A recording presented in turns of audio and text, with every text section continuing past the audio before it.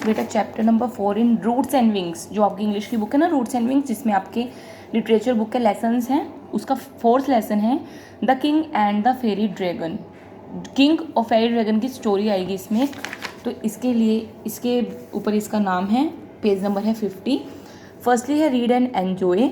Ramesh loves to hear stories from his grandmother. Ramesh एक बच्चा है जिसको अपनी ग्रैंड मदर से स्टोरी सुनना बहुत ज़्यादा पसंद है। This time when he meets her she tells him the story of A dragon. अब की बार जब वो अपनी दादी से मिलता है तो उसकी दादी उसको एक ड्रैगन की स्टोरी सुनाती हैं।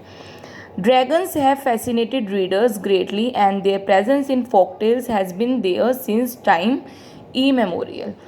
ड्रैगन्स की जो स्टोरी होती है उनको मतलब ड्रैगन्स की स्टोरी को बहुत ज़्यादा प्रेफर किया जाता है, बहुत ज़्यादा पढ़ा जाता है। और फोक टेल्स में जो बच्चों की कहानियाँ होती हैं उसमें जो उनका होना होता है, ड्रैगन का होना होता है, वो काफ़ी सालों पुराना है। मतलब बहुत टाइम से जो स्टोरीज़ बनती हैं उसमें ड्रैगन होते हैं, जो बच्चों की स्टोरीज़ होती हैं। The dragon in the following poem was a good creature. और जो अभी आप पोएम पढ़ोगे ना ड्रैगन के बारे में, ये एक बहुत सुंदर क्रिएचर है ड्रैगन, इसमें बहुत सुंदर काम करता है वो। Let us find out why the king attack the dragon and what happen during the battle. इस लेसन में आप क्या रीड करोगे कि किंग ने ड्रैगन को अटैक क्यों किया था, ड्रैगन के ऊपर अटैक क्यों किया था, और बैटल के दौरान वहाँ पर क्या हुआ था। Okay. Ramesh felt his heart pounding with excitement at as a got down at Makanband railway station. Ramesh उस बच्चे का नाम है, उसका जो दिल है वो एक्साइटेड होकर बहुत तेज़ी से धड़क रहा था जब वो मकनबाद रेलवे स्टेशन पर उतरा। ये एक सिटी का नाम है जहाँ पर उसकी दादी रहती हैं। He spotted his grandmother standing at one end of the platform looking out for him. और उसने क्या देखा कि उसकी जो दादी है वो प्लेटफॉर्म की दूसरी तरफ खड़ी हैं, उसका इंतज़ार कर रही हैं, उसको देख रही हैं। His small bag was secure on his back. उसने अपनी कमर पर एक छोटा बैग टांगा हुआ है जो कि उसकी कमर पर बिल्कुल सुरक्षित है। देखिए, देखो इसने अपनी कमर पे एक बैग टांगा हुआ है। Okay. So Ramesh waived with both his hands and run straight into her welcoming arms. उसका बैग उसकी कमर पे था, इस वजह से उसने दोनों हाथ हिलाकर अपनी दादी को हाय बोला और फटाफट से जाकर उनके गले लग गया था। The moment she saw him her face lit up. जब उसकी दादी ने उसको देखा तो उसका जो चेहरा था वो खुशी से चमक गया था।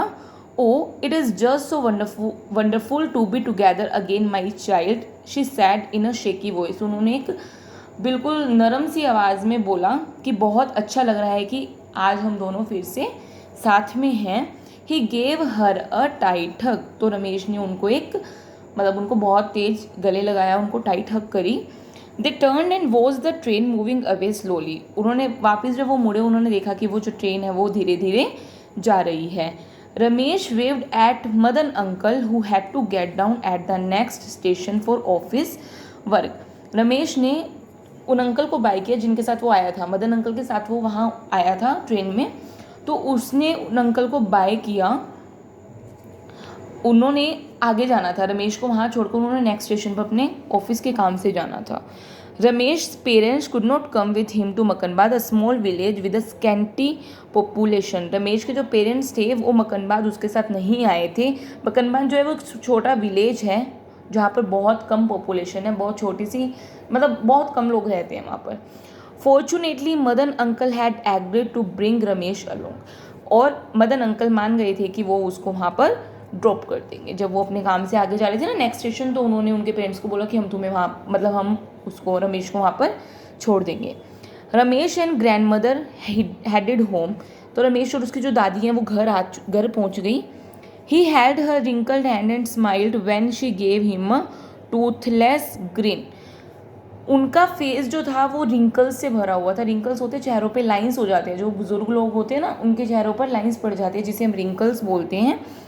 और वो स्माइल कर रही थी अपने टूथलेस मुस्कान से। टूथलेस मुस्कान मतलब उनके दांत नहीं थे, और वो जैसे बुजुर्ग लेडीज़ होती हैं उनके दांत नहीं होते वो स्माइल करती हैं, तो वैसे ही वो अपने पोते को देखकर स्माइल कर रही थी। Ramesh told her all about his schools, teachers, friends, class and the new boy Amit whom he had befriended. Ramesh ने उनको सब कुछ बताया अपने स्कूल के बारे में, टीचर्स के बारे में, फ्रेंड्स के बारे में, क्लास के बारे में और एक नया लड़का जो उसका फ्रेंड बना था अमित, उसके बारे में भी. As they moved on the muddy path towards a small house that was not far from the station, they crossed the fields and a few huts. जब वो उस मिट्टी के बने हुए रास्ते पर चल रहे थे, अपने घर की तरफ जा रहे थे, जो कि रेलवे स्टेशन से ज़्यादा दूर नहीं था, उन्होंने रास्ते में बहुत सारे खेत और बहुत सारी हट्स देखी थी, झोपड़ियाँ देखी थी. She told him about her pets. वो जो उसकी दादी है वो उसको अपने पेट्स के बारे में बता रही है, जो जानवर उन्होंने घर पे रखे हुए थे. A cat, a parrot, a cow as well as her kitchen garden with lemon trees, brinjal and tomato plants. और अपने किचन गार्डन के बारे में भी बताया जहाँ पर लेमन लगे हुए थे, ब्रिंजल के ट्री और टोमेटो के प्लांट्स थे. ठीक है. Ramesh long to taste the delicious food cooked by her. Ramesh काफ़ी टाइम बाद उनके हाथ का बना हुआ टेस्टी खाना खाने वाला था. Ramesh knew she was excellent cook. Ramesh जानता था कि वो एक बहुत अच्छी कुक हैं. She had also been a good singer and composer in her younger days. और वो एक बहुत अच्छी सिंगर और संगीतकार, कंपोजर होता है जो गाना बनाता है या लिखता है, अपने टाइम पर, यंगर टाइम पर वो बहुत अच्छी सिंगर और कंपोजर रह चुकी हैं.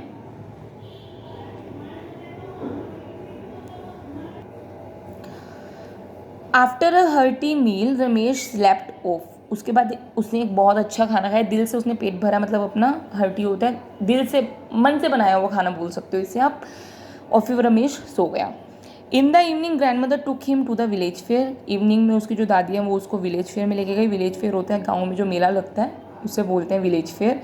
It was an annual event held in a vast ground near a Rocky hillock. वो एक एनुअल इवेंट था, वो साल में एक बार लगता था वो मेला, और जो कि छोटी पहाड़ी के पास, एक छोटी सी पहाड़ी थी वहाँ जिसके पास बहुत बड़ा ग्राउंड था, वहाँ लगता था. Ramesh thoroughly enjoyed himself. There were stalls selling clay pots, wooden toys, basket, vegetables. अब आपको पता है आप मेले में जाते हो तो वहाँ क्या क्या होता है, वहाँ पर क्ले पोट्स होते हैं, वुडन टॉयज़ होते हैं, बास्केट्स होती हैं, वेजिटेबल्स, ग्रेन्स, ये सब होता है. The villagers greeted grand mother respectfully. और जो वहाँ के विलेजर्स थे, वहाँ गांव में रहने वाले जो लोग थे, वो उसकी दादी से बहुत ही रिस्पेक्टफुली उनको नमस्ते बोल रहे थे. ग्रीटेड मतलब उनको हाई हेलो कर रहे थे.